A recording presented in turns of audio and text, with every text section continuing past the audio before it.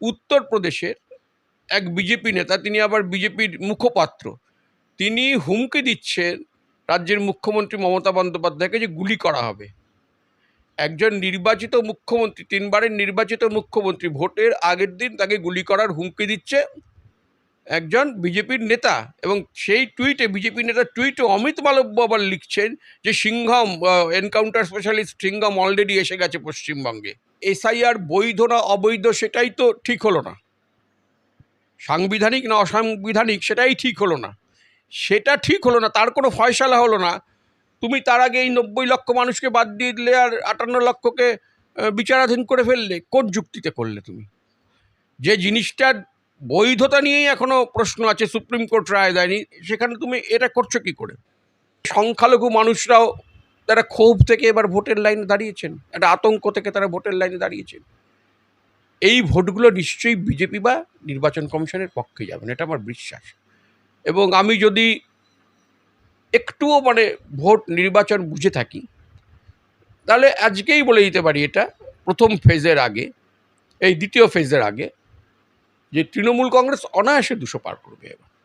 দাদা, আমরা দেখলাম যে ফার্স্ট ভোট অনেকটা শান্তিপূর্ণভাবে হয়েছে, কিন্তু অনেক জায়গাতে দেখেছি ঝামেলা, দমকল। এই এই যে এরপর 142টা আসনে ভোট, মনে হয় কি কমিশন আরও তৎপর হয়ে কাজ করবে? কিভাবে দেখছেন? প্রথমত যেটা দেখছি যে কমিশন শান্ত সুষ্ঠু ভোটের চেয়েও বেশি আগ্রহী একটা আতঙ্কের পরিবেশ করে দিতেই দেখবেন উত্তরপ্রদেশ থেকে একজন পুলিশ অবজারভার আনা হয়েছে, ওই আপনার দক্ষিণ 24 পরগনায়, কি একটা নাম, তো তাকে বারবার পরিচয় দেওয়া হচ্ছে সিংঘম, ইনি এনকাউন্টার স্পেশালিস্ট। এটা তো ভোট হচ্ছে, এখানে তো কোনো উগ্রবাদী বা সন্ত্রাসবাদী হামলা হয়নি, এখানে ভোট হচ্ছে। ভোটে এনকাউন্টার স্পেশালিস্ট কেন? কেন এনকাউন্টার স্পেশালিস্ট কেন? এবং সেই এনকাউন্টার স্পেশালিস্ট, তার বিরুদ্ধে অনেক অভিযোগ আছে, অনেক দুর্নীতির অভিযোগ আছে। দুর্নীতির অভিযোগে তাকে এই যোগী আদিত্যনাথ সরকার বদলি করে দিয়েছিল, বিজেপির ঘনিষ্ঠ সেই আইপিএস অফিসার। সেই এনকাউন্টার স্পেশালিস্ট সেকাল রাত্রিবেলা বিভিন্ন এলাকায় ঘুরে ঘুরে দক্ষিণ 24 পরগনার একটু হুমকি ধমক এসব দিয়েছেন। তো এই যে নির্বাচন কমিশন, এই যে এটা কেন, এটা একটা আতঙ্কের একটা পরিবেশ সৃষ্টি করে দেওয়া, যে দেখো যে কোনো মুহূর্তে কিন্তু আরেকটা শীতলকুচি হয়ে যাবে। নির্বাচন কমিশনের তো এটা কাজ নয়। নির্বাচন কমিশনের কাজ মানুষ যাতে ভোট দিতে পারে, যত বেশি সংখ্যক ভোট পড়ে সেটা দেখা। নির্বাচনের কমিশনের কাজ ওই এনকাউন্টার স্পেশালিস্ট আনাটা নয়। নিশ্চয়ই তারা নির্বাচনের সুষ্ঠু রাখার স্বার্থে সব করবেন, কিন্তু এনকাউন্টার স্পেশালিস্ট এনে সিংঘম বলে পরিচয় দিয়ে তাকে ঘুরিয়ে দেওয়া, এটা তো ভয়ের পরিবেশ সৃষ্টি করা। তারপর আপনারা দেখেছেন কিনা জানি না, নির্বাচন কমিশনের ভূমিকা তো অত্যন্ত খারাপ। এই যে মুখ্যমন্ত্রী মমতা বন্দ্যোপাধ্যায়ের বিরুদ্ধে কিছুদিন একটা নোংরা সেই মিম একজন করেছিলেন বিজেপি, সেটা নিয়ে প্রতিবাদ হলো অনেক। জাতীয় নির্বাচন কমিশন কি পদক্ষেপ নিলেন? এখন অবধি তো কড়া পদক্ষেপ নিতে দেয়নি। আপনি জানেন বোধহয় যে আজকে তৃণমূল কংগ্রেস একটা টুইট করেছে এবং সেখানে তারা দেখিয়েছে, তারপর সেই টুইটটা সবাই দেখেছেন, যে উত্তরপ্রদেশের এক বিজেপি নেতা, তিনি আবার বিজেপির মুখপাত্র, তিনি হুমকি দিচ্ছেন রাজ্যের মুখ্যমন্ত্রী মমতা বন্দ্যোপাধ্যায়কে যে গুলি করা হবে। একজন নির্বাচিত মুখ্যমন্ত্রী, 3বারের নির্বাচিত মুখ্যমন্ত্রী, ভোটের আগের দিন তাকে গুলি করার হুমকি দিচ্ছে একজন বিজেপির নেতা। এবং সেই টুইটে, বিজেপি নেতার টুইটে অমিত মালব্য আবার লিখছেন যে Singham, encounter specialist Singham already এসে গেছে পশ্চিমবঙ্গে। নির্বাচন কমিশন কি করছে? চুপ করে বসে আছে? একজন মুখ্যমন্ত্রীকে ভোটের আগের দিন 24 ঘন্টা আগে এরকম হুমকি দিচ্ছে খুন করা হবে, এবং একজন বিজেপির এখানে যিনি দায়িত্বপ্রাপ্ত অমিত মালব্য, তিনি বলছেন যে এনকাউন্টার স্পেশালিস্ট সিংঘম এসে গেছে। তো নির্বাচন কমিশন কি করছে? এর বিরুদ্ধে ব্যবস্থা নেবে না নির্বাচন কমিশন? তো না উচিত তো। ফলে শান্তিপূর্ণ ভোট তো সবাই চায়, সবাই চায় শান্তিপূর্ণ ভোট হোক, কিন্তু ভোটের পরিবেশটা যেভাবে উত্তপ্ত করে দেওয়া হচ্ছে, বিজেপির কিছু নেতা করছেন। অমিত শাহ এসে উল্টে লটকে দিয়ে মারবো মুক্তমুখ বলে গেছেন, কোনো কোনো শালীনতা নেই, এগুলো অসংসদীয় ভাষা, এগুলো তো এক ধরনের হুমকি। কী করেছে নির্বাচন কমিশন? কোনো ব্যবস্থা নিয়েছে? নরেন্দ্র মোদী এই যে চুন কর মারুঙ্গা, এগুলো তো হুমকি, এক ধরনের হুমকি। দিলে ব্যবস্থা নেওয়ার নিদান আছে নির্বাচন কমিশনের, কোনো ব্যবস্থা নিয়েছে? পরিস্থিতিটা ওরা উত্তপ্ত করে দিয়েছেন। নির্বাচন কমিশন তো কোনো ব্যবস্থা নেননি। ফলে মানুষ শান্তিপূর্ণভাবে ভোট দিতে চায়, মানুষ শান্তিপূর্ণভাবে ভোট দেবে, কিন্তু নির্বাচন কমিশনের খেয়াল রাখা উচিত এসব সিংহম অমুক তমুক নামিয়ে এবং এই ধরনের হুমকি দিয়ে মানুষকে যদি দ্বিতীয় দফায় ভোটদানে থেকে দূরে রাখার চেষ্টা হয়, মানুষকে যদি ভয় দেখানোর চেষ্টা হয়, তাহলে তারও কিন্তু প্রতিবাদ মানুষই করবে। একটা সুস্থ স্বাভাবিক পরিবেশে ভোটটা হোক, এই ধরনের হুমকি ধমকি বন্ধ হোক, এবং যারা দিচ্ছে নির্বাচন কমিশন তাদের বিরুদ্ধে কড়া ব্যবস্থা নিক। গ্রামের মানুষকে বাড়িতে বাড়িতে ঢুকে গ্রামের গরিব মানুষকে রাতের অন্ধকারে ওই সিংহম ভয় দেখাবেন, সেটা না করে যারা ওই টুইট করছে যে মুখ্যমন্ত্রীকে গুলি করে মারবেন, সিংহমের ক্ষমতা থাকলে তাকে গিয়ে অ্যারেস্ট করুন। এরকম বলা হয়েছে যেরকম 92% হারে ভোট আমরা দেখেছি, এই বেশি শতাংশ হারে ভোট মানেই সরকারের বিপক্ষে, এইটা বারবার বলা হয়, এটা কতটা ঠিক? প্রথমত হচ্ছে যে ভোটটা আমরা দেখছি, মনে রাখতে হয় 12% মানুষের নাম কিন্তু বাদ দিয়ে দেওয়া হয়েছে, তারপর যে ভোটারটা থাকলো তাদের ভোট হচ্ছে। ফলে স্বাভাবিকভাবে অতটা নাম বাদ দিলে যেটা ভোট হবে তার শতাংশটা বাড়বে, ফলে ওটাকে 92-93% ভোট হয়ে গেছে, মানে অতটা লাফালাফি করার দরকার। দ্বিতীয়ত, এই থিওরিটাও ঠিক নয় যে বেশি শতাংশ ভোট হলে এটা সরকারের বিরুদ্ধে পড়বে। হ্যাঁ, এটা একটা অ্যান্টি এস্টাবলিশমেন্ট মানসিকতা থাকে, কিন্তু এস্টাবলিশমেন্টটাকে সেটা বুঝতে হবে আপনাকে, কার বিরুদ্ধে ক্ষোভে এত লোক ভোট দিচ্ছে। 2021-এ 84% ভোট পড়েছিল, তখন সবাই বলেছিল যে একটা অ্যান্টি এস্টাবলিশমেন্ট ভোট হচ্ছে সরকারের বিরুদ্ধে, দেখা গেল 215টা সিট তৃণমূল কংগ্রেস পেয়ে গিয়েছিল। এবারও বলা হচ্ছে যে এত ভোট পড়েছে, এটা বিজেপি রটাচ্ছে যে অ্যান্টি এস্টাবলিশমেন্ট ভোট হয়েছে। এস্টাবলিশমেন্টটা কে? যদি 5 মাস আগে ভোট হতো আমি বলতাম যে এটা অ্যান্টি ইনকামবেন্সি ফ্যাক্টর হয়েছে।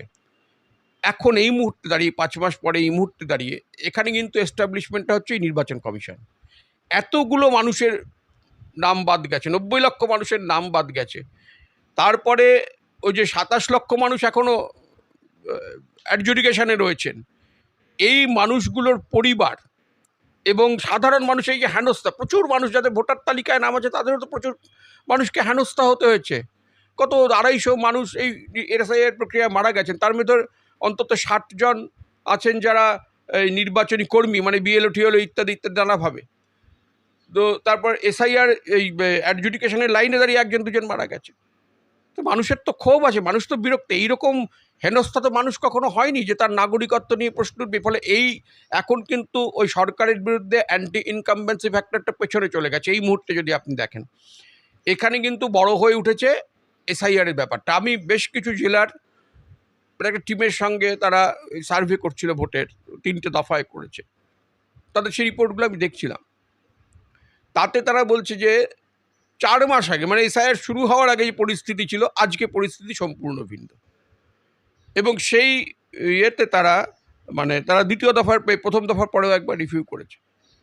সেই রিভিউগুলো থেকে তারা মনে করছে যে এবারের ভোটটা হচ্ছে এসআইআরের বিরুদ্ধে, এবং এসআইআরের বিরুদ্ধে ভোট হচ্ছে অনেক কিছু বিজেপির বিরুদ্ধে যাচ্ছে। এখন এই এস্টাবলিশমেন্টটাকে, সেটা আগে আপনাকে বুঝতে হবে। অ্যান্টি এস্টাবলিশমেন্ট বলে আমি নাচলাম, তারপর দেখা গেলো আমি যাকে এস্টাবলিশমেন্ট বলে ভেবেছিলাম, আসলে এস্টাবলিশমেন্ট অন্য কেউ, যেটা 2021-এ হয়েছিল। হ্যাঁ, 2021-এ তো অ্যান্টি এস্টাবলিশমেন্ট ভোট হয়েছিল, কিন্তু সেই এস্টাবলিশমেন্টটা ছিল বিজেপির, দিল্লির বিজেপির। ওরা এসে বারবার দিদি ও দিদি করে গেছে, এই যে লক্ষ্মীর ভাণ্ডার নিয়ে টিটকিরি ইত্যাদি করেছে। এর ফলে লোকের ভোটটা কিন্তু ওই বিজেপি বিরোধী মানসিকতায় ভোট হয়েছিল। 84% ভোট পড়েছিল 2021-এর বিধানসভা নির্বাচনে, কিন্তু তৃণমূল কংগ্রেস 215টা আসন পেয়ে গিয়েছিল। ফলে এবারও আমার ধারণা যে হ্যাঁ, এই যে এখানে এস্টাবলিশমেন্ট হচ্ছে নির্বাচন কমিশন এবং বিজেপি, এবং ভোটটা তাদের বিরুদ্ধে পড়েছে। এই যে এত পরিযায়ী মানুষ, এরা তো এসে আগে কখনো ভোট দিত না, এরা চলে এলো। এরা কেন? এরা এসে আমাদের ভোটটা না দিলে আমাদের নাগরিকত্ব চলে যাবে, এই আতঙ্ক। আতঙ্কিত মানুষ কি নির্বাচন কমিশনকে সমর্থন করবে? করবে না তো।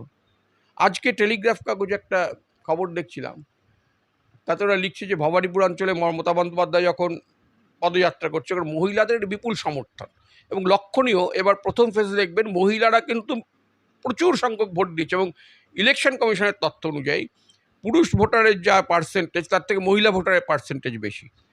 মহিলাদের এই সমর্থনটা আমরা 2021-এও দেখেছিলাম, মমতা বন্দ্যোপাধ্যায়ের পক্ষে গিয়েছিল। আমার নিজের ধারণা যে এবার কিন্তু প্রচুর মহিলা ভোটারদের নাম বাদ গেছে, মহিলাদের একটা সেন্টিমেন্ট কাজ করছে। আমি বেশ কিছু জায়গায় নির্বাচনের প্রাককালে সভা করতে গিয়ে দেখেছি যে মহিলাদের ভেতর একটা মানে ক্ষোভ আছে আর কি, যে নাম বাদ গেছে আমাদের অমুক, আমার এই বোনের নাম বাদ গেছে, আমার মার নাম বাদ গেছে, আমার পড়শির না, এটা মহিলাদের ভেতরে একটা ক্ষোভ আছে এবং মহিলা ভোটার কিন্তু আবার তৃণমূল পিছনে এক কাট্টা হয়ে গেছে। এবং আরেকটা হচ্ছে এই যে এত সংখ্যালঘু মানুষের নাম বাদ দেওয়া হলো বেছে বেছে, দেখবেন মালদা, মুর্শিদাবাদ এসব একদম বোঝাই যায় যে খুব রাজনৈতিকভাবে পরিকল্পনা মাফিক বাদ দেওয়া হচ্ছে। সংখ্যালঘু ভোটার মাত্রই সে নাকি বাংলাদেশি।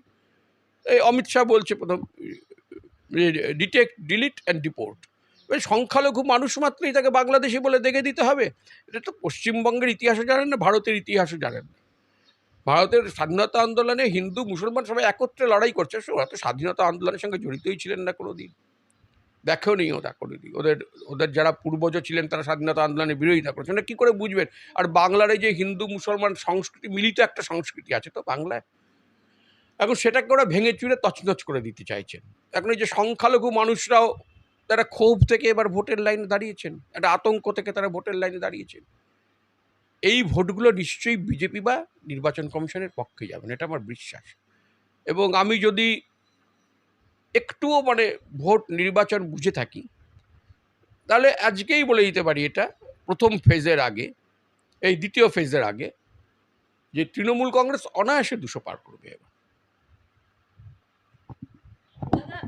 এই যে এসআইআর এখনো পর্যন্ত লক্ষ লক্ষ মানুষের নাম বাদ, কিন্তু ট্রাইব্যুনাল যেটা মানুষের একটু আশা ছিল সেটা তো আমরা দেখলাম প্রথম প্রেসে মাত্র 135 জনের নাম উঠলো।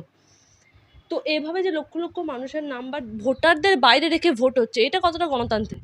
প্রথমত হচ্ছে এসআইআর, আপনার মনে আছে নিশ্চয়ই, এসআইআর যখন হয়, বিহারের এসআইআর যখন হয়, তারপরে সুপ্রিম কোর্টে একজন মামলা হয়েছিল, একটা মামলা হয়েছিল যে এসআইআর কতখানি অসাংবিধানিক এবং তার বৈধতা আছে কিনা। সুপ্রিম কোর্টে তার শুনানি হয়, সুপ্রিম কোর্টের বিচারপতিরা সেই মামলার রায়টা সংরক্ষিত রেখেছেন, এখনও রায় দেননি। এখন বিষয় হলো যে এসআইআর বৈধ না অবৈধ সেটাই তো ঠিক হলো না, সাংবিধানিক না অসাংবিধানিক সেটাই ঠিক হলো না, সেটা ঠিক হলো না, তার কোনো ফয়সালা হলো না। তুমি তার আগে এই 90 লক্ষ মানুষকে বাদ দিয়ে দিলে আর 58 লক্ষকে বিচারাধীন করে ফেললে, কোন যুক্তিতে করলে তুমি? যে জিনিসটার বৈধতা নিয়েই এখনো প্রশ্ন আছে, সুপ্রিম কোর্ট রায় দেয়নি, সেখানে তুমি এটা করছো কি করে? আর এই যে এত বিপুল সংখ্যক মানুষকে বাদ দেওয়া হলে, এর মধ্যে সবাই, হ্যাঁ কিছু মৃত ভোটার আছে, কিছু স্থানান্তরিত ভোটার আছে, আর বাদবাকি সবাই কি বাংলাদেশের অনুপ্রবেশকারী। বহু মানুষ আছেন যারা কয়েক পুরুষ ধরে এখানে বসবাস করছেন, পরপর অনেকগুলো ভোটে ভোট দিয়েছেন, তাদের নাম বাদ চলে গেছে। বহু বৃদ্ধ মানুষ আছেন, তাদের নাম বাদ চলে গেছে। এরা সবাই কি অনুপ্রবেশকারী নাকি? প্রচুর মানে যারা ভ্যালিড ভোটার তাদের নাম বাদ চলে গেছে। এটা হচ্ছে গণতন্ত্রের পক্ষে মানে এত বড় প্রহসন আগে কখনো হয়নি, কোনো দেশেই হয়নি। আগে কি করতো? নির্বাচন কমিশনের কাজ ছিল যে তুমি নতুন ভোটারদের আরও ভোটের প্রতি আকৃষ্ট করো, তাদের নিয়ে এসো ভোটার তালিকার ভেতর, আরও নতুন মানে ইনক্লুশনের একটা ব্যাপার ছিল। প্রথম যখন ভোট হয়, তখন প্রথম যিনি নির্বাচন কমিশনার ছিলেন সুকুমার সেন, তখন তো ভারতবর্ষ একটা সদ্য স্বাধীন একটা রাষ্ট্র 1952 সালে। উনি চেয়েছিলেন যে একজনও বৈধ ভোটার যেন ভোটের বাইরে না থাকে, যে প্রত্যন্ত আগে নির্বাচন কমিশন যে প্রত্যন্ত যে অঞ্চল সেখানে যে 4-5টি মানুষ বাস করে তারাও যেন ভোট দিতে পারে। আর এই পশ্চিমবঙ্গের ক্ষেত্রে আমরা দেখলাম এই জ্ঞানেশ কুমার এসে করলেন যে ভোটার ছেটে দাও, ভোটার ছেটে দাও এবং রাজনৈতিক উদ্দেশ্য নিয়ে ভোটার ছাটো। একদম একদম এটা পরিষ্কার, এটা মানে আমার আর বলতে হবে না, এটা মানুষ বুঝতে পারছে উনি কী করতে যাচ্ছেন। রাজনৈতিক উদ্দেশ্য নিয়ে ভোটার ছেটে দাও মানে মানুষের গণতান্ত্রিক অধিকারটা তো জ্ঞানেশ কুমার, এটা তো সংবিধান স্বীকৃত অধিকার। আমার ভোটাধিকার আমাকে সংবিধান দিয়েছে, তো জ্ঞানেশ কুমার দেননি বা অমিত শাহ নরেন্দ্র মোদী দয়ায় ভোটাধিকার পায়নি। যে ভোটাধিকারটা কেড়ে নাও, ভোটাধিকারটা ছেটে দাও, ছেটে দিয়ে ভোটটা করো। মানে সরকার মানে বিজেপির যা চাইছে সেই রকম একটা ভোটার তালিকা তৈরি করে উনি ভোট করতে চাইছেন। এটা যদি ওরা পেরে যায়, একবার পার পেয়ে যায়, জানবে যে পশ্চিমবঙ্গটা ভারতের গণতন্ত্র বিপন্ন হয়ে পড়বে।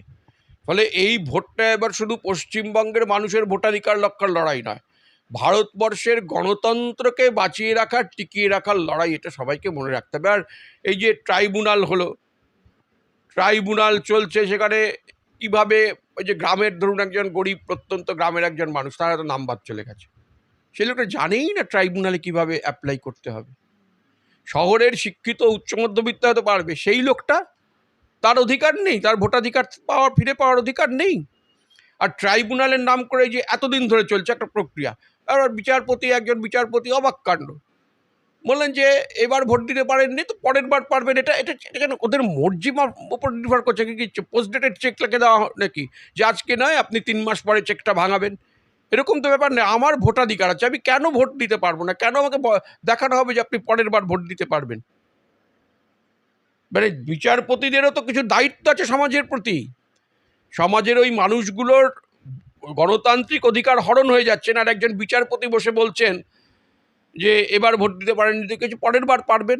এর থেকে অমানবিক, মানে সম্মান রেখেই বলছি বিচার ব্যবস্থার প্রতি, এর থেকে অমানবিক মন্তব্য আর কিছু হয় না। বিচার ব্যবস্থা একটু মানবিক হোক, বিচার ব্যবস্থা মানবিক হোক, মানবিক হয়ে মানুষগুলোর প্রতি সহানুভূতিশীল হন। বিচার ব্যবস্থা যেন সরকারের আরেকটা মানে কি বলবো, সরকার যেন তাকে কন্ট্রোল না করে।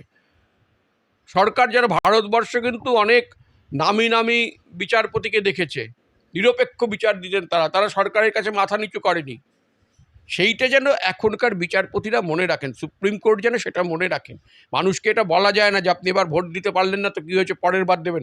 এখন যদি বিচারপতিকে কেউ মুখের ওপর বলে যে আপনি এবার প্রধান বিচারপতির পদটা পাবেন না তো কী হয়েছে পরের জন্মে পাবেন, উনি কি মেনে নেবেন? সেটা ভালো লাগবে ওর সেটা কথাটা শুনতে?